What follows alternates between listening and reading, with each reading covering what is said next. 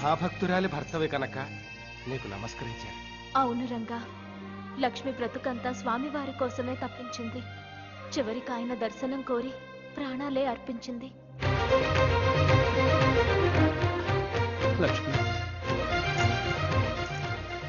అంతటి మహాభక్తురాలు కలకాలం తన భర్తతో కలిసుండాలనేదే మా ఆశ.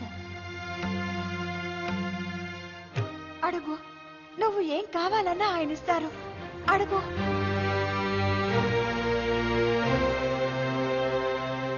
నీ కోసం శిలగా మారిన నీ స్వామి నువ్వేదడిగినా కాదన్నరు. అడుగు రంగా. అడుగుతానని ప్రమాణం కూడా చేశావు. అడుగు రంగా, అడుగు.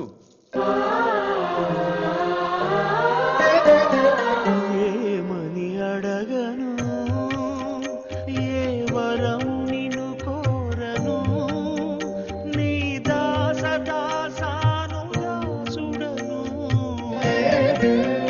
నీ ఎదుటనే మూగను కృష్ణ.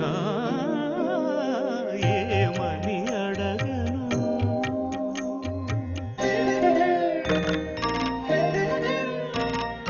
మొసలి బారి పడి మొరలిడిన గజేంద్రుని బాధలు నేను,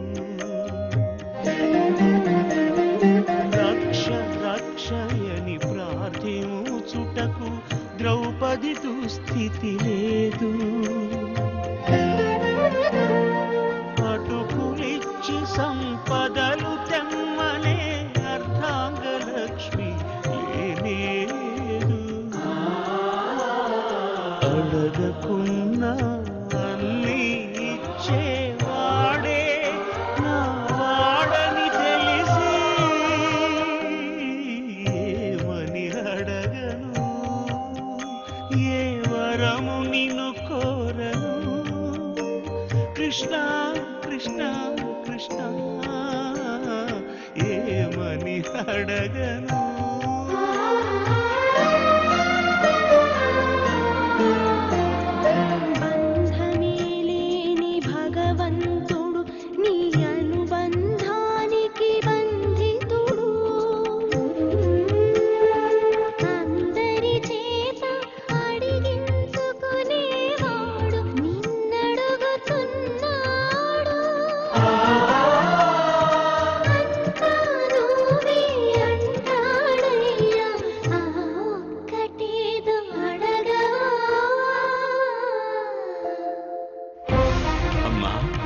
కిష్టయ్య చిన్నప్పుడు మన్ను తిన్నాడని తెలిసి నోరు చూపమంటే తన నోట 14 భువనాలను చూపించాడు కదమ్మా.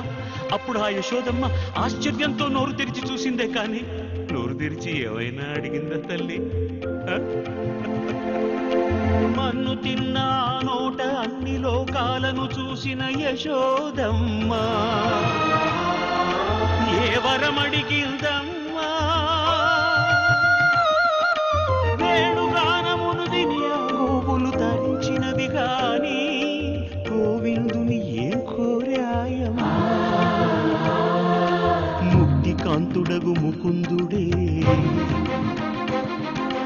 ముక్తి కాంతుడగు ముకుందుడే నా ముందు నిలిచి ఉన్నాడు.